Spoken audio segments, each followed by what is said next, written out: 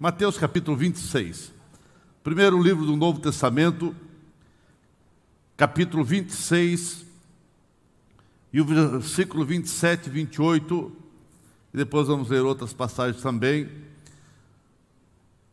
O escritor assim escreveu, Mateus 26, versículo 27 e 28.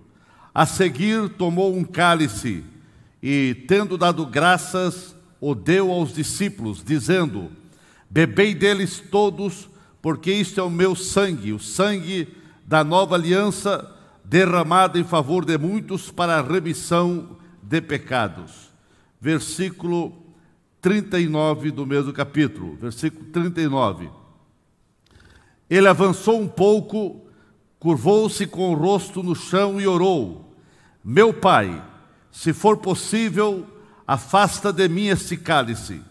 Contudo, que seja feita a tua vontade e não a minha. Vira a página aí, uma ou duas, no Mateus 27, versículo 34. Mateus 27 e o versículo 34 que diz: os soldados lhe deram para beber vinho misturado com fel, mas quando Jesus o provou, recusou-se a beber. Pai querido, nós te agradecemos por essa oportunidade de estarmos reunidos com a tua igreja e aqueles que estão conectados conosco, que a bênção seja sobre todos e que cada um possa sair desse culto edificado, abençoado, renovado, fortalecido com a palavra e também ao participar da Santa Ceia. Te agradecemos, Pai, em nome de Jesus. Amém. Quem está sentado, meus irmãos? Eu quero falar, baseado nesses três textos, sobre os três cálices na vida de Jesus. Os três cálices na vida de Jesus. Meus queridos, as angústias do Filho de Deus foram incomparáveis. Nenhum homem sofreu como ele, Jesus, sofreu. Foi o que menos merecia sofrer e mesmo assim foi o que mais sofreu. Ele não cometeu pecado algum. Nenhum engano foi encontrado em sua boca. Jesus nunca pecou. No entanto, para resgatar a humanidade, para trazer liberdade, para trazer paz, para trazer perdão, para trazer salvação, ele suportou injustiças, ele suportou escárnios, ele suportou provocações, ele suportou todo tipo de sofrimento físico, emocional, espiritual. Ele sofreu terríveis angústias, de maneira cruel e violenta ele padeceu. Eu quero vos falar sobre os três cálices. E o primeiro cálice que eu quero falar nesta oportunidade, que está aí em Mateus, que nós lemos a seguir: tomou um cálice, tendo dado graças, o deu aos discípulos, dizendo: bebei dele todos, porque isto é o meu sangue, o sangue da nova aliança, derramado em favor de muitos para a remissão do pecado. Meus queridos, o primeiro cálice é o cálice da vitória. Jesus foi vitorioso, e ele, já percebendo toda a vitória, e ele querendo instituir algo novo, para isso ele veio. Então ele instituiu a Santa Ceia. Ele chamou os discípulos para preparar um lugar, e lá nesse lugar ele instituiu a Santa Ceia. A Páscoa chega ao fim, não há mais necessidade de sacrificar cordeiros, pois o cordeiro sem defeito, o cordeiro sem mácula, estava preparado para ser imolado, assim como tinha sido idealizado desde a fundação do mundo. Ele estava pronto para realizar o sacrifício único, perfeito, eficaz e irrepetível. Não precisaria mais repetir o sacrifício, como sempre era feito, a repetição de cordeiros sendo imolado. Meus queridos, Jesus instituiu o sacramento da ceia como memorial da sua morte, e até que que ele viesse voltar, até a sua gloriosa volta. Por isso a igreja se reúne, pelo menos uma vez ao mês, ou quantas vezes for necessário ou preciso, para participar da Santa Ceia em memória ao alto preço que Jesus pagou no Calvário. A nova aliança foi inaugurada. Jesus com os discípulos inaugurou essa aliança que estava para acontecer há poucos ou horas depois desse momento que ele estava ali junto com os discípulos.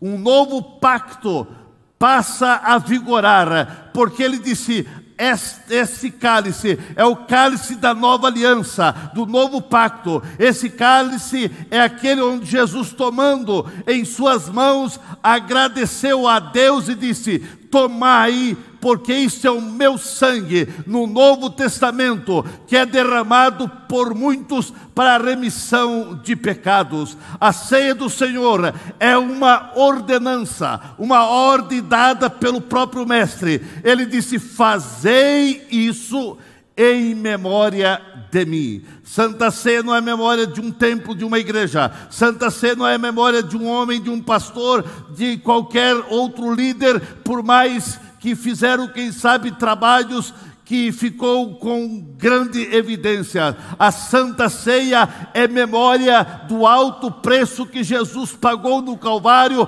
para resgatar a minha vida e a tua vida. A ceia do Senhor é uma comemoração. Ele disse: fazei isso em memória de mim. É uma recordação. Quem foi Jesus? Quando você coloca a mão no pão, quando você coloca a mão no cálice, você está lembrando de quem foi Jesus, o que fez Jesus. Você está lembrando o que Jesus fez por você, e você está lembrando do que Ele vai continuar fazendo por você em toda a eternidade. A ceia do Senhor é um agradecimento. Jesus, Ele não toma o cálice com lamento e gemidos, mas com ações de graça. Ele agradeceu e Ele deu aos seus discípulos. A ceia do Senhor é uma comunhão que todos devem fazer de uma forma comunitária. Isso quer dizer, todos tendo comunhão um com o outro, porque cada um deve examinar a si mesmo. A ceia do Senhor é uma garantia que realmente nós somos salvos, é uma garantia, um novo pacto, uma nova aliança no sangue de Cristo, o Cordeiro de Deus que tira o pecado do mundo. Tudo que Jesus passou foi para reconciliar o homem com Deus, e exatamente aí está a grande vitória, porque Jesus conseguiu efetuar o plano da conquista para a humanidade. Quando Jesus bradou lá na cruz, no Monte Calvário: está consumado, não foi um brado de derrota, não foi um brado de tristeza, não foi um brado de desesperado, mas foi um brado de vitória. Está consumado. Em Jesus já podemos obter muitas vitórias aqui nesta vida, e quanto mais na eternidade, porque aquilo que o homem não pensou, aquilo que não chegou à mente do homem, é o que Cristo foi preparar para mim e para você. Em Jesus nós já somos mais do que vitoriosos. Se permanecermos leais e fiéis ao Senhor, vamos cantar o grande hino da vitória. E esse dia está chegando, esse dia está se aproximando, esse dia vai chegar. Aleluia! Não deixe suas vestes serem maculadas, não deixe suas vestes serem manchadas. Guarda a coroa, que nada venha levar você a perder a tua bênção, a perder a tua vitória, a perder a tua salvação. Jesus chamou esta cerimônia de Santa Ceia de nova aliança no meu sangue. Isso quer dizer que é mais do que um memorial, é um pacto, é um acordo, é uma promessa. Ele estava prometendo que derramaria o seu sangue ali para os discípulos. E ele disse: sempre que vocês vão participar desse cálice, Façam isso em memória do meu sangue. Santa Ceia é um olhar para o sacrifício de Jesus Cristo. E a Santa Ceia deve nos inspirar a caminhar para frente com segurança, com firmeza, com certeza que o Senhor nunca nos abandonará. Você vai participar da Santa Ceia sabendo que Jesus nunca vai te abandonar. Santa Ceia é você crer na obra tremenda que Jesus fez para resgatar você. Meus queridos, quando participamos corretamente da Santa Ceia, somos renovados espiritualmente. Quando você participa com alegria, com santidade, com pureza de alma, crendo no poder do sangue de Jesus Cristo que te perdoou, então a Santa Ceia traz renovo, a Santa Ceia traz alento, a Santa Ceia traz alegria, a Santa Ceia traz paz interior, a Santa Ceia traz força para você vencer os embates da vida. Todo dia tem o seu mal, todo dia tem o mal que você enfrenta lá fora, mas quando você vem à igreja e participa da Santa Ceia,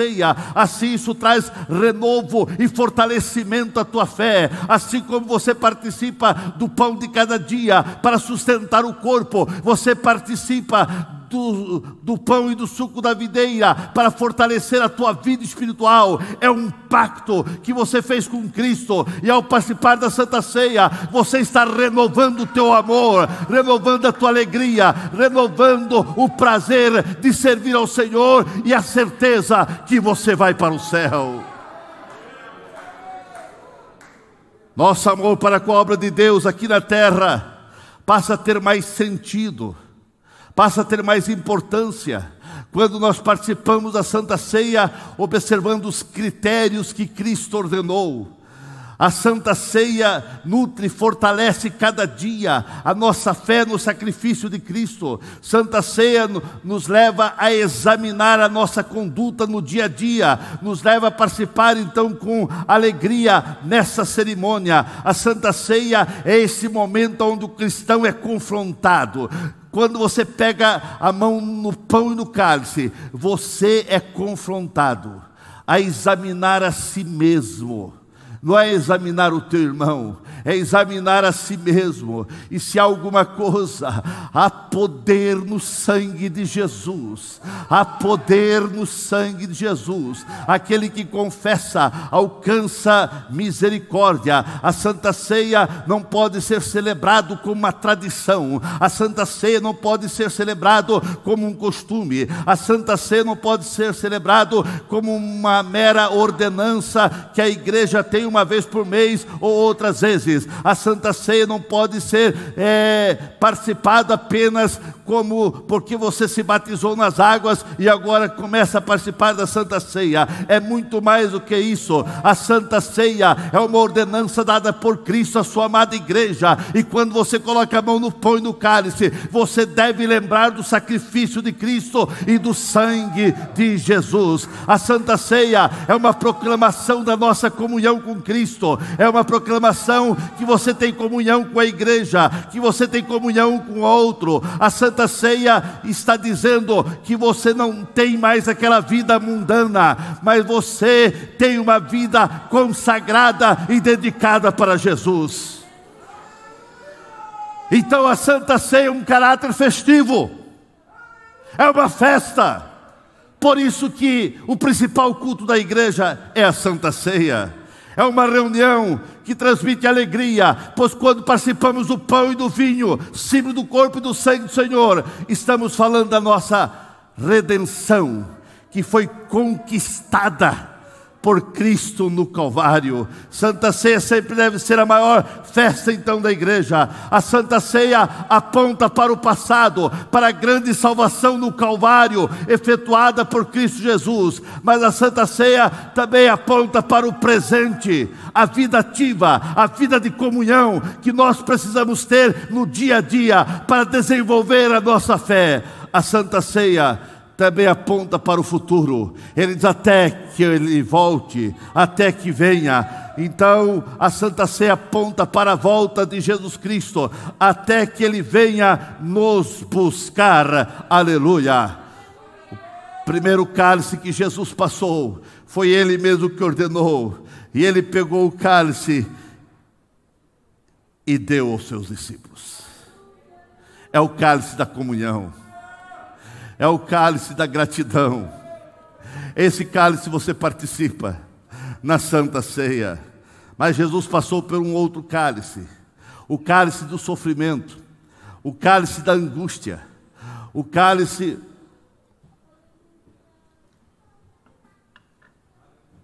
de tudo que Ele passou no Calvário. A palavra de Deus diz: e Ele avançou um pouco, curvou-se com o rosto no chão e orou: meu Pai, se for possível, afasta de mim esse cálice. Contudo, não seja feita a tua vontade. Não seja feita, contudo, seja feita a tua vontade e não a minha. Contudo, seja feita a tua vontade e não a minha. Irmãos, ali no Getsemane, naquele jardim, a antessala do Calvário, Jesus estava tendo um vislumbre do que Ele iria passar no Calvário. As angústias, o sofrimento de Jesus começaram já ali no jardim. E Ele, com o rosto em terra, o Filho de Deus que nunca pecou, mas deu exemplo em como orar, em como suplicar. E com o rosto em terra Ele suplica e diz: se for possível, passa de mim, mas seja feita a tua vontade. Se Cristo rejeitasse aquilo que estava proposto na eternidade, se Ele falasse: Deus, eu quero fazer a minha vontade, e ali Jesus como homem, a vontade, quem sabe, não era passar pelo Calvário. Por isso Ele disse: se for possível, passa de mim, mas se essa tua vontade, seja feita a tua, não a minha. Irmãos, se Cristo rejeitasse esse cálice, o que aconteceria com os antepassados, aqueles que viveram antes dele? O que aconteceria com Abraão, com Isaac, com Jacó? O que aconteceria com os patriarcas, com os reis, com os profetas e tantos outros que a Bíblia registra que foram homens de Deus, pessoas de Deus? O que seria desses patriarcas se Jesus rejeitasse esse cálice? Os profetas e todos aqueles seriam também todos perdidos para sempre. Se Jesus rejeitasse esse cálice, o que aconteceria com os discípulos que estavam seguindo a Ele e os demais que Ele abençoou na sua peregrinação por essa terra? Ele curou, Ele abençoou, Ele transformou a vida de tanta gente. O que seria dessas pessoas?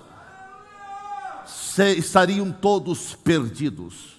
Se Jesus rejeitasse esse cálice, o que seria de mim? O que seria de nós? O que seria dessa igreja? O que seria de todos os crentes? A bem da verdade, não teria igreja, não teria crentes. Nós estamos totalmente perdidos e condenados à morte eterna. Mas Jesus disse: Pai, não seja feita a minha vontade.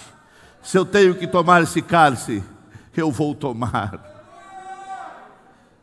Esse cálice representava todas as dores.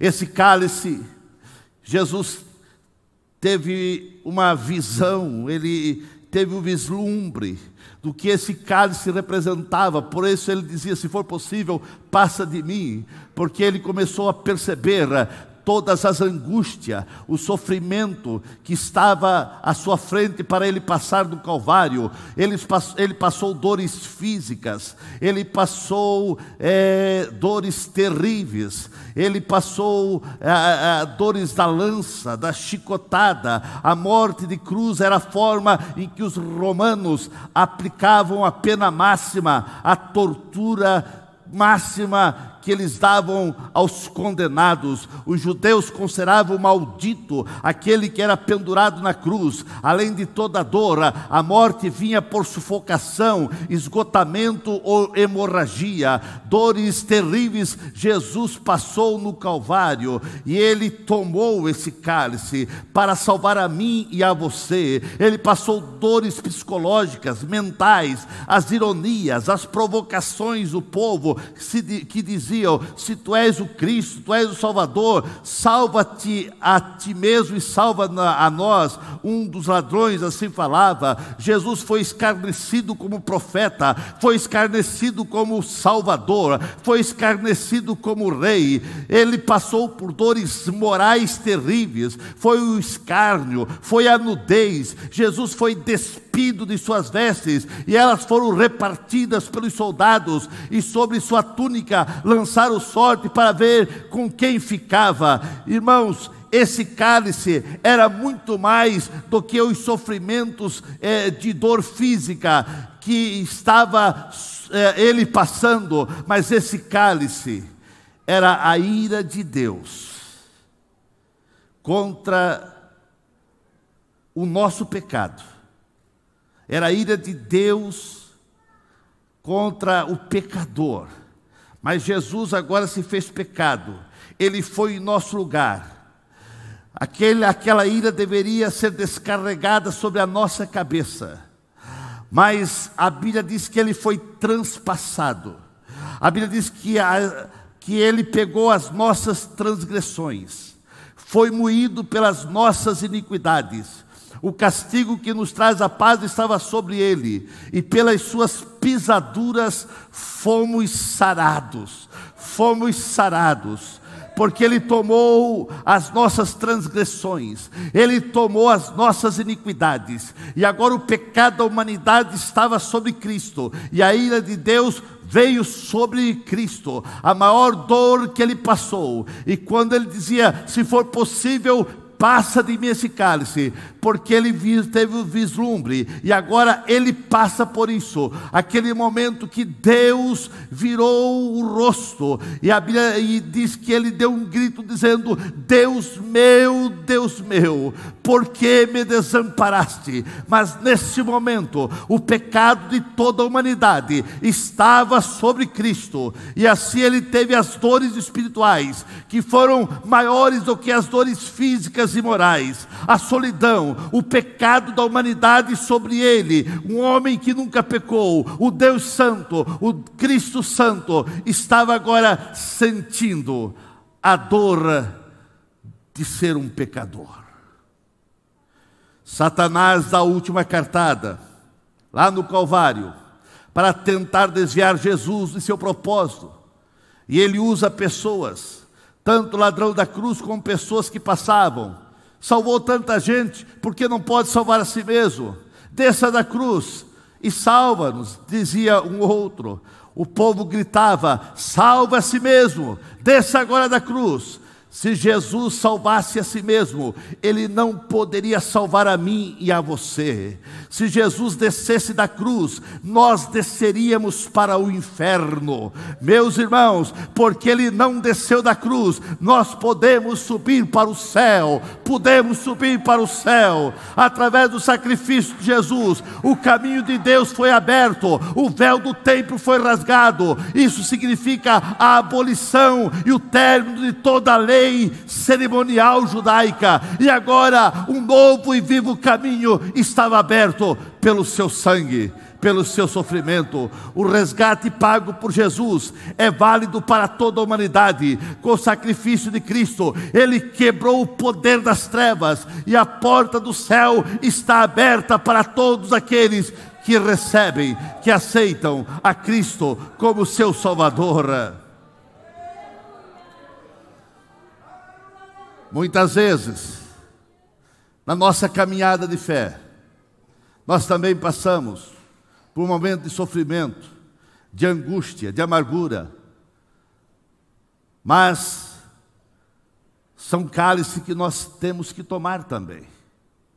Não se compara ao que Cristo sofreu, mas são cálices que nós tomamos por causa da nossa fé.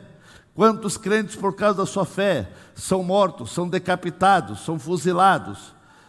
Nós estamos ainda no mar de bênção. Praticamente os sofrimentos que sofremos muitas vezes é como diz Paulo, né? Muitas vezes Paulo sofreu tantas lutas e muitas vezes até com alguns irmãos, entre aspas, né? Mas muitas vezes nessa caminhada você pode sofrer calúnias, você pode sofrer incompreensões, você pode sofrer falsidades, você pode sofrer perseguições, desprezos, você pode receber provocação por causa da fé, quem sabe lá no serviço, quem sabe aonde você estuda, aonde você anda, quem sabe um vizinho que te persegue por causa da tua fé, porque você é crente. Há batalhas diárias que vêm contra nós, muitas vezes nos testando, muitas vezes Deus permite para que nós possamos permanecer fiel, e assim nós precisamos entender que o céu não é aqui. Ontem eu estava falando com o irmão e falando alguma coisa, eu disse, calma, o céu não é aqui, você não quer nenhum sofrimento, o céu ainda não é aqui, meu amigo. No mundo tereis aflição. A Bíblia diz que nós devemos renunciar a muitas coisas e negar a nós mesmos e seguir a Cristo. Seja fiel até o fim. É aquele que for fiel até o fim, será recompensado, terá recompensa. Jesus, então, ele deu o exemplo, ele foi fiel, ele sofreu, mas nós não chegamos nem nada perto em comparação ao que Jesus sofreu. Mas Jesus, ele sofreu para trazer paz com o propósito de resgatar nossa vida. Jesus transformou a cruz, o mais horrendo lugar de condenação e tortura daquela época, no principal símbolo de vitória. Então a cruz foi vitória. Na cruz Jesus esmagou a cabeça da serpente. Na cruz Jesus desbancou os principados e potestade. Na cruz Jesus nos redimiu para Deus. Na cruz Jesus teve a vitória, porque a cruz não foi um acidente, mas uma agenda traçada na eternidade. Jesus não olhou para a cruz como uma derrota, como um fracasso, não. Ele olhou para a cruz como um momento culminante do seu ministério para resgatar e salvar a humanidade. Uma igreja pode pregar sobre muitos temas e realizar diversas outras atividades, porém toda mensagem, ou as mensagens, ou a vida da igreja precisa passar pela cruz. Sem a cruz de Cristo, nossas mensagens se tornam ocas, se tornam vazias e não tem nenhum valor eterno. Pregação que evita a cruz é falha, é vazia. Precisamos sempre ouvir sobre o gracioso perdão oferecido por Cristo, e isso só é possível quando nós ouvimos a maravilhosa história da cruz de Cristo. Nós não temos que provar nada a ninguém, nós temos que pregar que Jesus morreu na cruz para salvar a humanidade. A Santa Ceia é como uma lente que nos leva a olhar o sacrifício efetuado por Cristo lá no Calvário. E só encontramos significado na Santa Ceia quando a gente faz com seriedade, quando a gente faz lembrando do sofrimento de Jesus. Por isso ele disse: fazei, tomai, comei em memória do meu corpo. Mas eu quero falar para encerrar, sobre o terceiro cálice, o cálice fácil.